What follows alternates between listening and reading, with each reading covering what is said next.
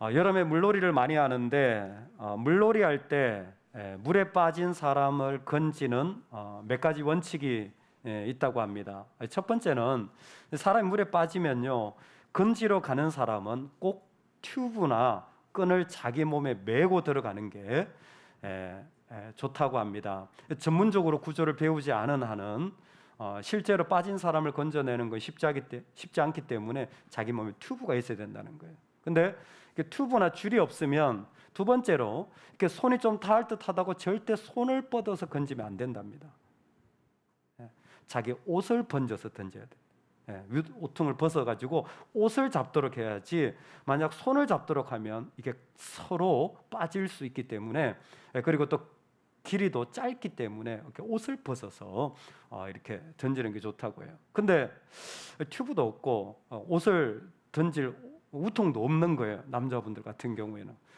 그러면 어떻게 하느냐? 세 번째 방법인데 참 재밌더라고요. 기절할 때까지 그냥 두랍니다. 그 사람 힘이 빠져가지고 기절할 때까지. 근데 이게 어렵대요. 왜? 일반적으로는 가족이거나 어떤 친지거나 뭐 친구거나 이런 사람이기 때문에 그냥 달려들었다가 같이 사고를 당하는 경우가 많은데, 한 강사의 표현에 의하면 여름에 순환 사고 당하는, 그래서 물에 빠져 죽는 사람의 80%가 1m 아래에서 죽는데요. 서면 설 수 있는데 깊은 곳에 빠졌다 패닉이 오거나 아니면 너무 당황해서 그냥 죽는 경우가 사실은 훨씬 더 많다라는 겁니다.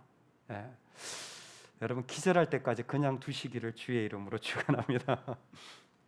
우리가 신앙생활 할 때도 주님 앞에 내가 죽어야 예수님으로 살아갈 수 있다 그랬잖아요. 믿으십니까? 여러분, 주의 이름으로 죽으셨습니까?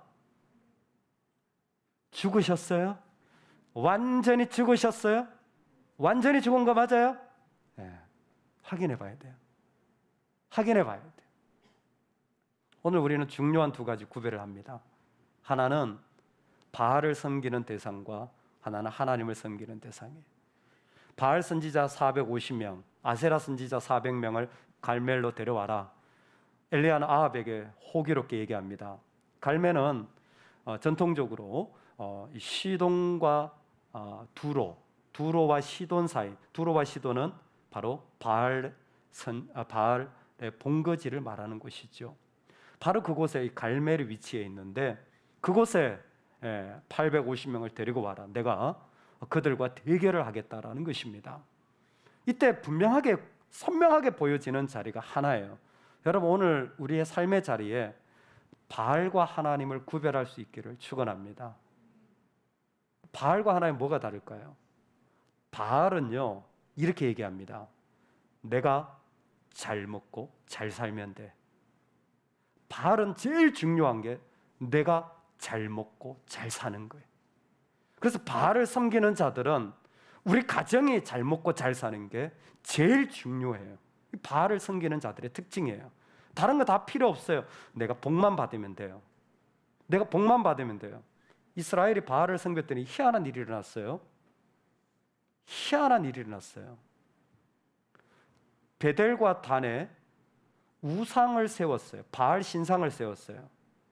아무도 반대를 하지 않아요. 아무도 반대를 하지 않아요. 조용합니다. 곳곳에 그런 우상들이 일어나는 일들, 심지어 이세벨이 바알 우상을 가지고 왔어요. 아무도 반대를 안 해요. 조용합니다. 문제가 안 돼요. 왜? 이 사람들은 나만 잘 먹고 잘 살면 바알이 복을 줬든 여호와가 복을 줬든 누가 뭐 어디에 세워졌든 별로 관심 가지지 않아요. 내가 잘 먹고 잘 사는 게 중요해요. 여러분, 그런데 하나님을 섬길 때는 내용이 달라집니다. 이때는 내가 잘 먹고 잘 사는 게 중요했는데, 하나님을 섬기는 자들에게 중요한 화두는 한 가지예요. 내가 하나님의 백성으로 살아가는가라는 것입니다. 내가 하나님의 백성으로 살아가는가? 여러분, 오늘 우리가 살아가면서 이런 생각 해보셨어요? 내가 하나님의 백성으로 지금 어떻게 살고 있지라는 생각을 이렇게 좀 고민하고 기도하고 생각해 보셨습니까? 교회 안에 바알 숭배자들이 있을 수가 있습니다. 교회 다니면서 나 잘 먹고 잘 사는 거에 관심이 많을 수가 있어요. 근데 하나님은 그런 분이 아니에요. 하나님은 우리에게 구원자가 되어 주십니다. 그래서 우리의 하나님 되시기를 원하시는 분이에요. 우리가 그분의 백성 되기를 원하시는 것이 하나님의 마음입니다. 그래서 하나님의 백성들에겐 정말 우리가 어떻게 하나님을 섬길까, 따라갈까에 대한 기준을 허락해 주셨어요. 그게 바로 토라이고 율법입니다. 하나님의 백성이 어떻게 하나님을 섬기며 살아갈까라는 그 질문에 나름대로의 기준을 정해서 살아가라고요. 놀랍게도 바알을 섬기는 자들도 자기 기준들이 있다라는 것 아세요? 세상에 자기 신을 따라 다 자기 기준을 만들어서 가지고 살아갑니다. 바알과 아세라 선지자들이 제단을 쌓고 하늘에서 불이 내리는 대결에서 기도를 하기 시작해요. 아무 소리가 없습니다. 소리를 칩니다. 아무 일도 일어나지 않습니다. 뛰어놉니다. 아무 일도 일어나지 않아요. 춤을 춥니다. 아무 일도 일어나지 않아요. 그러니까 어떻게 합니까? 규례를 따라 그들의 성경이 있었던 거예요. 그들의 율법이 있었던 거예요. 그들의 기준이 있었던 겁니다. 다 자기 삶의 기준이 있어요. 자기 신을 따라. 돈을 따라 살아가는 자들은요, 주일이 중요하지 않아요. 예배가 소중하지 않습니다. 여러분, 내가 사람을 따라가는 자들은요, 하나님이 중요한 게 아니에요. 내가 정권을 따라가는 자들은요, 정권이 중요하지 하나님이 중요하지 않아요. 그 나름대로의 규례를 따라가는 겁니다. 이념이 얼마나 무서운데요. 그들의 규례를 따라 몸에다가 칼과 창으로 피를 흘리기 시작하는 거예요. 모든 우상들은 결국 파괴시킵니다. 다 주는 것 같죠? 맞는 것 같죠? 모든 죄는, 우상은 반드시 파괴시켜요. 좋았던 관계, 아름다운 가정, 그리고 섬김의 귀한 자리를 다 파괴시키는 거예요. 몸을 상하게 하는 거예요. 그때 엘리야는 그 850명 앞에 하나님이 어떤 분인지를 우리 가운데 나타내 주시는 것입니다. 여러분, 이 여름에 정말 수영도 하고 또 이 여름에 더위도 식히고 또 이 여름에 이런저런 계획을 가질 때에 먼저 우리가 우리의 자리를 내가 하나님 앞에 서 있는 갈멜에 세우기를 간절히 소망합니다. 여러분, 어떤 상황이든지 이때는 우리가 하나님 앞에서 나의 주님은 바로 예수 그리스도입니다 라고 선언해야 할 시즌인 줄로 믿습니다. 이때 그 은혜가 있으면 좋겠습니다. 엘리야는 그 일들이 다 끝나고 난 뒤에 그 850명이 아무런 일도 하지 못한 그 자리에 하나님 앞에 우리가 어떻게 하나님을 드러내며 살아갈지, 어떻게 하나님을 섬기며 살아갈지 구체적으로 우리에게 안내해 주고 있습니다. 이 내용이 너무너무 소중한 것 같아요. 너무너무 중요한 것 같습니다. 너무너무 중요해요. 여러분, 그래서 예수님이 있잖아요. 변화산상에서 두 사람을 만났습니다. 누구죠? 한 사람은 모세고 또 한 사람은 엘리야를 만납니다. 모세는 어떤 사람인지 율법을 집대성한 사람이에요. 엘리야는 어떤 사람이냐면 그 율법을 실제로 이룬 사람이에요. 실제로 그 율법을 적용한 사람입니다.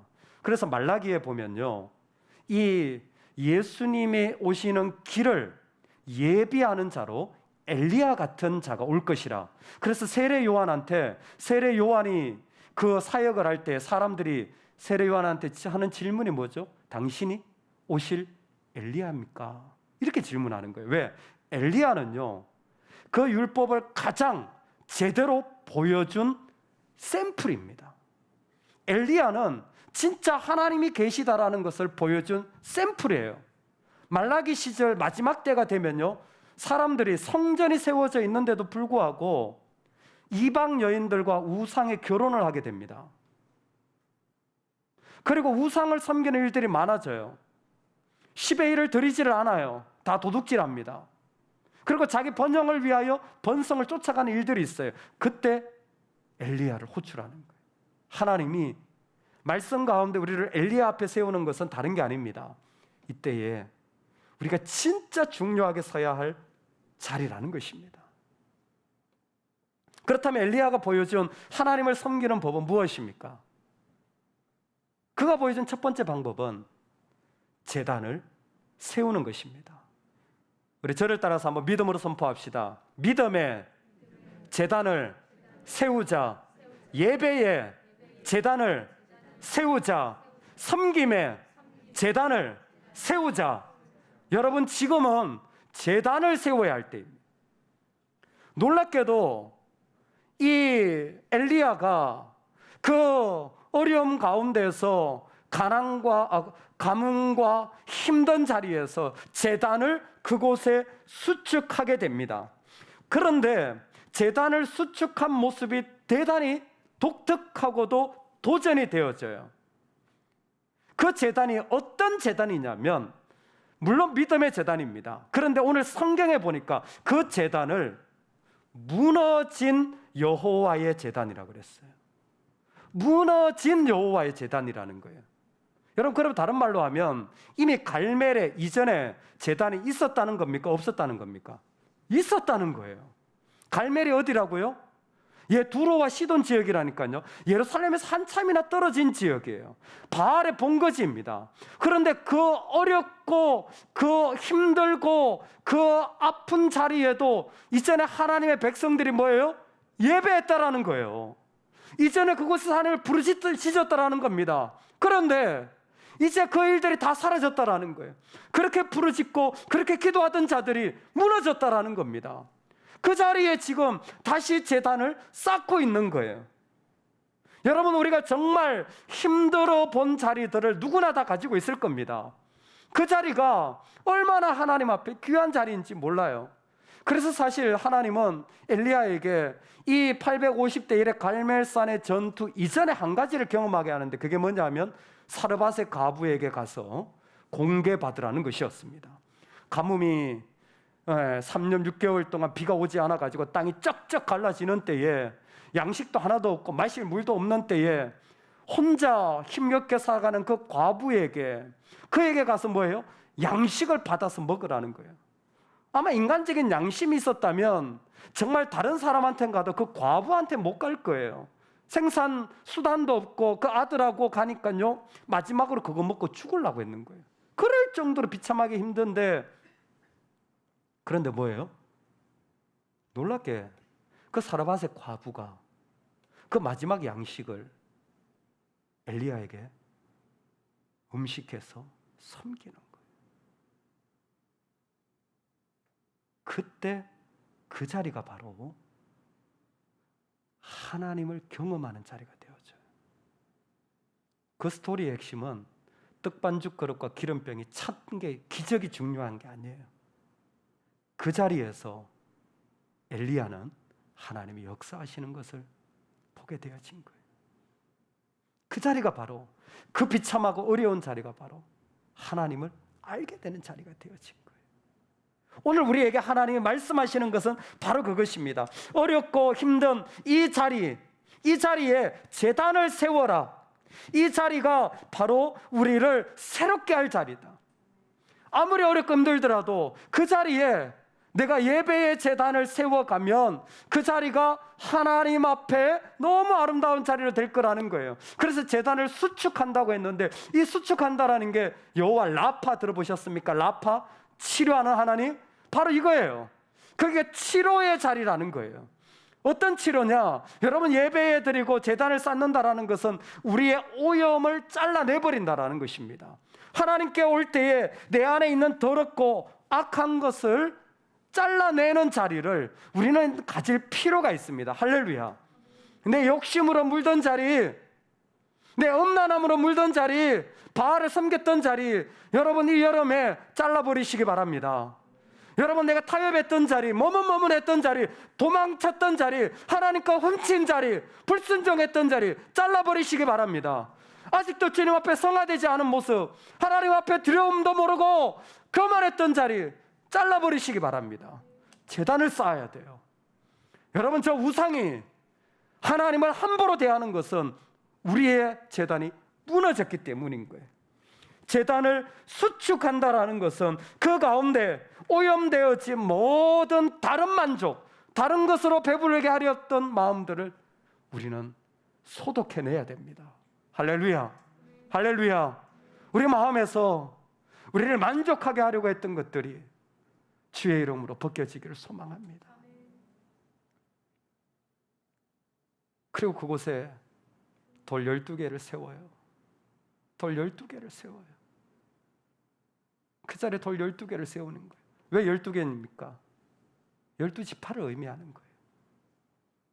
12지파를 의미하는 거예요.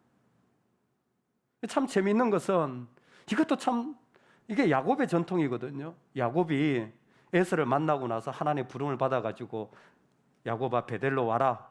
베델에 갔더니 그곳에서 너 이제 야곱이 아니라 이스라엘이라 이름을 다시 주잖아요. 그것이 너무 좋아가지고 제단을 쌓고 뭐예요? 그게 전제 물을 붓습니다. 전제 물을 부어요. 참 저는 재밌는 것 같아요. 돌 위에다 이렇게 물을 붓는 거예요.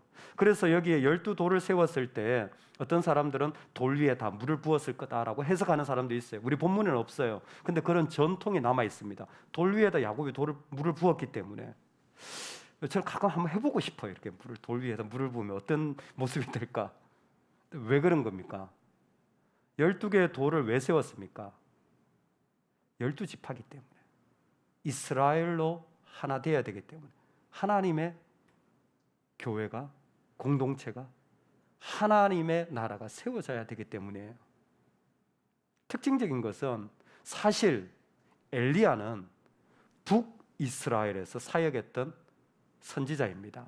당시의 왕이 아합이었고 아합은 북이스라엘의 가장 악한 왕이었어요. 여러분, 이스라엘은 그때 당시에 남유다와 북이스라엘로 쪼개져 있었습니다. 그래서 남쪽 나라 2개, 북쪽 나라 10개 이렇게 대립하고 있던 때예요. 얼마나 서로 전쟁을 치열하게 했는지 몰라요. 그런데 돌을 몇 개 세웠느냐? 12개를 세운 거예요. 정치적인 현실로 갈라진 것보다 그것을 뛰어넘는 공동체의 모습이 필요한 거예요. 여러분, 진짜 교회가 되려면요, 정치적인 이념을 뛰어넘어야 됩니다. 경제적인 격차가 뛰어넘어져야 돼요. 나이의 격차가 무너져야 됩니다. 소유의 격차가 사라져야 됩니다. 이곳엔 그것이 있을 수가 없습니다. 12개의 돌로 딱 세워져야 돼요. 그렇게 교회 들어올 때는요, 내가 무슨 정당을 지지하든 무슨 이념을 가지고 있든 무슨 상처를 있든 다 버리고 오는 게 올바른 모습입니다. 할렐루야. 이곳에 올 때는 내가 얼마나 소유하였든지 몇 평에 사는지 내가 어떤 직업을 가지고 있는지는 다 버리고 와야 됩니다. 왜? 세상에서 사장인데 교회에서도 사장하려고 하십니까? 아니요, 큰일 납니다. 그건 교회를 망가뜨리는 거예요. 왜? 세상에선 가난하게 살았으니까 교회에서도 눈치 보이십니까? 교회 망가뜨리지 마세요. 그런 인간적인 생각들이 교회를 오염시키는 겁니다. 교회는 모든 이념을 뛰어넘는 자리가 되어야 돼요. 가정도 그렇습니다. 가정도 그래요. 하나님이 세운 공동체는 세상에 준 어떤 생각도 오염시키지 말아야 할 12개의 돌이 세워진 자리가 되어야 돼요. 이것은 우리에게 하나님을 섬기는 자들이 제단을 쌓아서 내 더러운 것을 씻어낼 뿐만이 아니라 나를 그 모든 이념을 뛰어넘고 공동체 속에 하나 되게 하는 게 너무너무 중요하다는 거예요. 여러분, 눈치 보지 마시고 계산하지 마시고 따지지 마시고 공동체 깊이 가십시오. 이전에 어떤 상처가 있었건 어떤 어려움이 있었건 지금 나를 하나님 앞에 올바르게 세우는 방법이 무엇이냐면 내가 예배의 제단을, 그리고 내 안에 더러움을 제하는 거예요. 그리고 나를 공동체에 깊이 넣는 겁니다. 청소를 하든 사람을 만나 신방을 하든 내가 하다못해 물주전자 심부름을 하든, 여러분, 내가 섬길 수 있는 자리를 더 찾고 그 가운데 깊이 들어가서 함께 만날 수 있는 자리를 더 소망하고 초대하고 부르고 전화하고 이야기하고 기도하고 예배하고 찾아가고 선교하고 그 공동체가 이 땅을 살리고 우리를 살리는 거예요. 실제로 잭 스파이어라는 하버드 교수의 보고는 되게 의미가 있습니다. 이분이 하버드 대학교 교수인데 4대째 교수라는 거예요. 4대째라는 의미가 뭐냐면 1938년부터 하버드 대학에서 연구를 진행한 게 지금까지 75년 이상 진행되고 있는 게 있어요. 그게 뭐냐면 인간은 언제 행복한가라는 거예요. 오랜 인류의 질문이죠. 플라톤도 그 질문했고 아리스토텔레스도 그 질문했고 1년 오랜 질문이에요. 그래서 하버드 대학에서는 본격적으로 연구를 한 거예요. 1938년부터 그때 1세대 교수님들이 있었고 2세대 교수님들이 이어서 했고 3세대 교수님들이 했고 이분이 잭 스파이어 교수 자기가 4세대 교수라는 거예요. 쭉 이어서 하는 거예요. 어떤 시기냐면 당시 1938년에 하버드 대학 2학년생들을 중심으로 한 하버드 대학을 다니는 공부 잘하는 애들 있죠. 그리고 좀 사는 애들이 많습니다. 그때 당시에 좀 부유한 애들 뭐 이런 애들 중심으로 한 그룹을 만들었어요. 그리고 또 한 그룹은 정말 거기 가면 할렘과 같은 곳이 있어요. 저도 가봤는데 가니까 좀 무서워요. 곧 이렇게 총으로 한 방 맞을 것 같은. 보스턴이 정말 좋은 도시인데 꼭 미국엔 그런 자리가 있어요. 정말 가난한, 그리고 범죄 집단, 그리고 정말 교육받지 못한 이곳에 있는 아이들을 두 그룹으로 나눠서 연구를 한 거예요. 몇 년 동안? 75년 동안. 당시에 20살짜리 아이들이 지금은 몇 살이 됐겠어요? 돌아가신 분도 있고 다 노년이 되신 거예요. 그리고 젊은 층들이 또 일어나기도 했고, 결론적으로 보니까 그중에 의사도 나오고 뭐 교수도 나오고 벽돌공도 나오고 공장에 다니는 사람도 나오고 공무원도 나오고 대통령도 한 명 나왔다 그러더라고요. 자신의 연구 데이터 속에. 그런 여러 사람들이 나왔어요. 그때 검사는 이런 겁니다. 그 사람의 경제적인 조건, 그리고 심지어 부모님들을 다 만나서 인터뷰를 하는 거예요. 어떻게 생활했고 어떤 가치관을 가지고 있고 어떤 경제적인 수준을 노리고 뭐 이런 거 있잖아요. 다 부모님까지 계속 인터뷰를 해서 연구를 해 나가는 겁니다. 그게 했던 사람들이 2,000명 가량이 대상이었던 거예요. 그리고 75년간에 2,000명을 대상으로 그룹을 딱 나눠서 정말 너무 다양한 사람들이 뭐 올라갔다 내려왔다가 가난했다 부했다 망했다 다양한 사람들을 만났는데 결론을 한 가지 얻었어요. 75년의 결론이 뭐냐 하면 그 사람이 가지고 있는 부와 행복은 전혀 상관이 없다. 75년 인생 전체를 다, 그리고 다양한 그룹을 다 2,000명을 75년 동안 연구했는데 경제적 수준이 그 사람의 만족감을 주지는 못했다. 두 번째, 명예로운 자리에 갔다고 그 사람이 행복해하지는 않았다라는 거예요. 그리고 세 번째, 좋은 성과를 낸 사람, 일을 하다 보면 좋은 성과를 낸 사람 있잖아요. 좋은 성과를 냈다고 그 사람이 만족감을 가지고 살아가지는 않더라는 거예요. 이 세 가지는 한 사람이 살아가는데 만족감을 주는 것과 전혀 연관성을 어쨌든 영구적으로는 가지기 어렵다라는 거예요. 인생 전체를 봤을 때 뭐 잠깐은 줄 수 있을지 모르겠지만, 그런데 인생 전체를 봤을 때 그 사람에게 진짜 행복감과 만족감을 주는 한 가지를 찾았대. 이 사람들을 다 연구해서 사람에게 진정으로 만족감을 주는, 그 사람의 경제적 상태와 아무 상관없이 만족감을 주는 한 가지, 공동체라면 관계성이 좋은 사람은 그 사람의 경제적 지위와 상관없이 너무 만족해한다. 대표적으로 부부가 깊이 긴밀하게 연결되어 있으면 그들의 경제적 수준이나 성취한 일과 상관없이 대단히 큰 만족을 누리더라는 거예요. 그 가정이 부모님과 긴밀하게 연결되어 있으면, 그리고 그런 친구들이 많은 사람들은 살아가면서 너무 다른 데이터를 많이 만들어내더라는 거예요. 심지어 관계성이 좋은 사람은 뇌 기능도 늦게 저하가 되어서 치매가 오는 것도 다른 결과가 나오더라는 거예요. 병이 들면 다 치매가 들잖아요. 그런데 관계성이 좋았던 사람은 뇌 기능조차도 저하가 늦게 될 뿐만이 아니라 80대의 건강한 사람들을 보니까 많은 관계뿐만이 아니라 관계의 질이 좋았던 사람들에 주목하기 시작했대요. 그냥 사람만 많이 아는 것뿐만이 아니라 진짜 내 삶에 깊이 나눌 수 있는 질이 있는 사람들은, 그 50대 때 그런 관계의 질을 가지고 있던 사람들이 80대 보면요, 건강하더라. 몸이 건강하더라. 다른 조건이 바뀐 게 아닌데 그냥 그 50대 때 좋은 관계만으로 80대가 아주 건강하더라는 거예요. 여러분, 노후 준비하려면 다른 거 필요 없어요. 진짜 좋은 공동체가 필요한 거예요.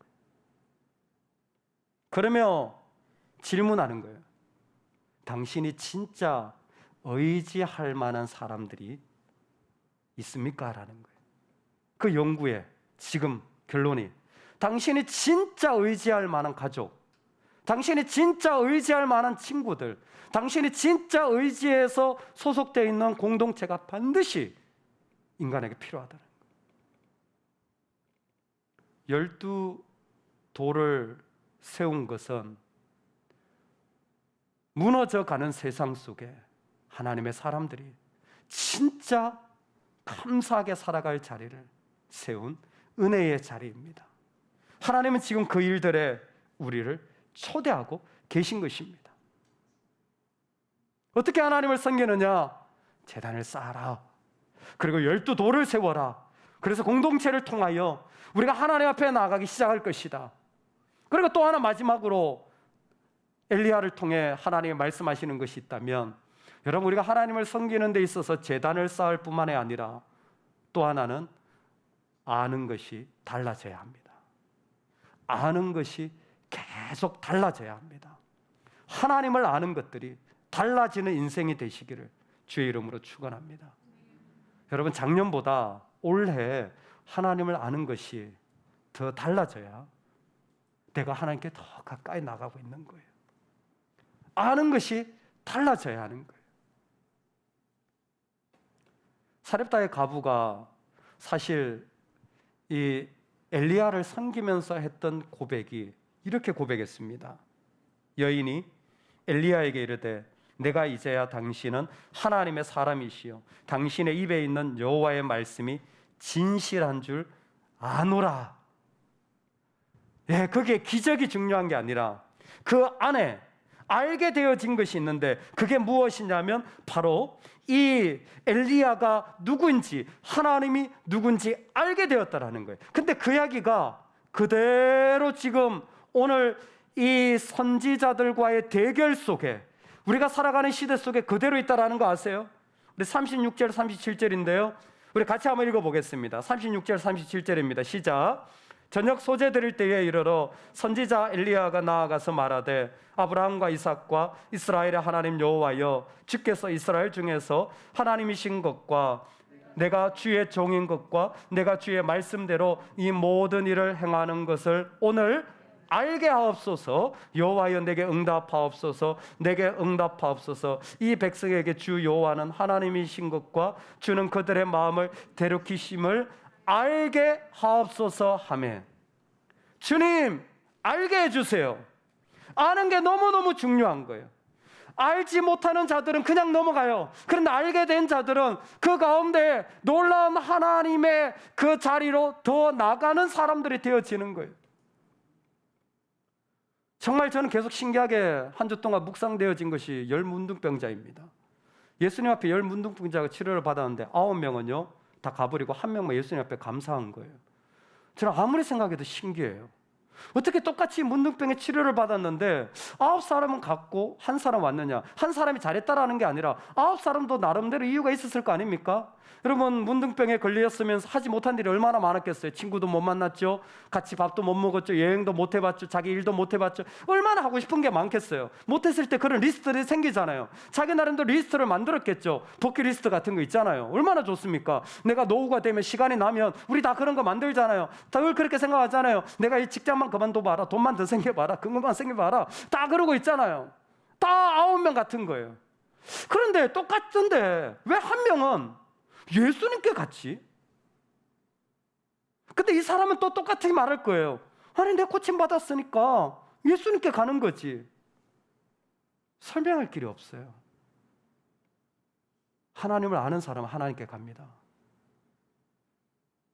하나님을 더 아는 사람은 더 하나님께 가요. 그냥 그거예요. 과부도 하나님을 알게 되었어요. 그리고 엘리야가 기도하는 것은 하늘에서 불이 내려가지고 그 도랑에 있는 물이 다 태워져가지고 기적이 일어나는 것도 중요하지만 진짜 엘리야가 이 시대에 필요한 것은 하나님을 알게 하옵소서. 하나님을 알게 하옵소서.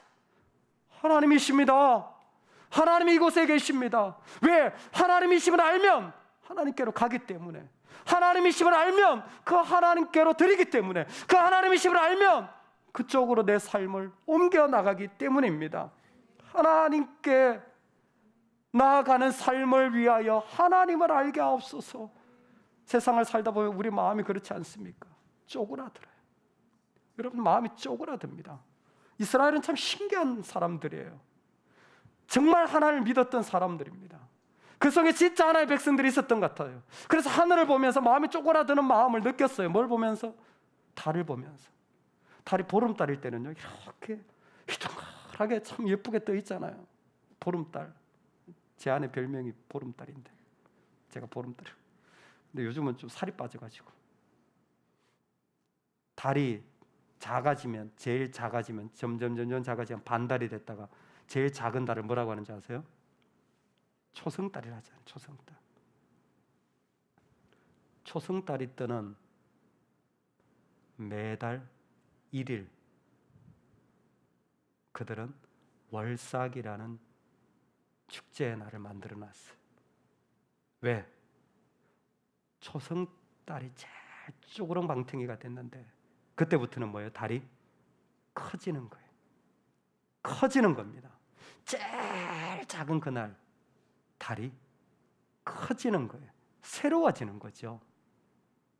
새로워져서 더 새로워지고 더 새로워지고 그 마음에 소망을 가진 거예요. 월삭이. 그래서 여러분, 일일이 참 중요합니다. 주일이 참 중요해요. 새로워지고 새로워지고 새로워지는 거예요. 시편 23편에 여호와께서 우리를 그 어려운 가운데도 소생시켜 주신다고 했습니다. 내 영혼을 소생시켜 주는 거예요. 아까 라파란 말 했죠. 수축한다라는 말, 치료한다 그랬잖아요. 근데 이거 소생시킨다는 말이 뭐냐면 슈브라는 단어거든요. 돌아온다, 회개한다. 그래서 저기 호세아가 제일 많이 여호와께로 돌아오라 했던 말이거든요. 이 말이 똑같은 말이에요. 같은 말이에요. 같은 단어입니다. 같은 어원을 가지고 있어요. 왜? 하나님 앞에 돌아오면, 회개하면 그 사람은 새로워지기 때문이에요. 새로워지기 때문에 하나님 앞에서 새롭게 일어나는, 그래서 지금 하나님을 아는 것이 왜 중요하느냐? 하나님 앞에 또 새로워지고 또 새로워지고 또 새로워지는, 또 새로워지는 거예요. 줄었던 우리의 마음들이 하나님 앞에서 새로워지는 자리, 하나님을 더 알아가는 자리가 이 시간 되기를 소망합니다. 이 여름에 잃어버렸던 우리 기도의 자리, 예배의 자리, 오염되었던 내 마음을 다 잘라버리는 은혜가 있기를 소망합니다. 여러분, 그 자리가 필요합니다. 특별히 저는 오늘 말씀 가운데 기도의 자리를 권면하고 싶습니다. 엘리야는 야고보에 의하면 기도의 사람이었어요. 여러분, 부모님이 여기 많이 계신데 자녀들이 여러분을 보면 어떤 엄마로 기억할까요? 어떤 아빠로 기억할까요? 엘리야는 기도하는 사람이라고 기억되었어요. 우리 기도하는 부모로 기억되면 좋겠습니다. 우리 아빠는 맨날 출근하는 사람이야. 애들을 왜 모르겠어요? 우리 아빠는 맨날 주무셔. 왜 모르겠어요? 근데 그런데도 기도하시더라. 그런데도 예배하시더라. 엘리야는 기도의 사람이었어요. 성정이 우리와 같은데도 엘리야는 기도했어요. 이 여름에 우리가 기도의 자리를 결정하고 나가면 좋겠어요. 무슨 휴가 계획도 잡고 무슨 이런 계획도 잡는데 이때 우리 기도의 시간을 좀 잡으면 좋겠습니다. 우리 가족 기도하는 시간, 내가 하나님께 기도하는 시간, 그래서 무너진 그리고 더러워진 내 마음을 회복하고 새롭게 하고 그 가운데서 하나님이 허락하시는 공동체를 세우기 위하여 기꺼이 모든 이념과 생각을 다 던져버리고 풍덩하고 빠질 수 있는 그 사람, 우리가 되면 좋겠습니다. 두 번째로, 더욱 하나님을 알아가는 자리로 우리의 삶을 결단하면 좋겠습니다. 하나님을 알아갈수록 그 사람은 더 하나님께 나아가게 되는 것 같아요. 하나님을 알아갈수록 그 사람은 더 하나님 앞에 서게 되는 것 같습니다. 토인비가 했던 말입니다. 창조적 소수의 지도 아래 백성이 지도자를 흉내내면서 정신적 성화를 해야 성장할 수 있다. 한 사람이요, 하나님을 알아가잖아요. 그런 다른 사람들이 모방하는 거예요. 흉내내는 겁니다. 그러면 같이 성장한다라는 거예요. 그 창조적 소수 한 사람이 필요하다라는 겁니다. 여러분, 가정에 누구 해야 되겠습니까? 여러분, 교회에 누구 해야 되겠어요? 이 시대에 누구 해야 되겠습니까? 우리가 그 부름 받지 않았습니까? 내가 하나님을 이렇게 경험했고 내가 하나님을 이렇게 더 알게 되어서 난 이렇게 살 수밖에 없어. 나는 이게 내 삶이라. 나는 이렇게 하나님께 순종해. 하나님을 알아간 한 사람으로 세움 받을 때 이 땅에 누구도 보지 못한 은혜의 자리가 세워질 줄로 믿습니다. 이 복이 우리 모두에게 있기를 주의 이름으로 축원합니다.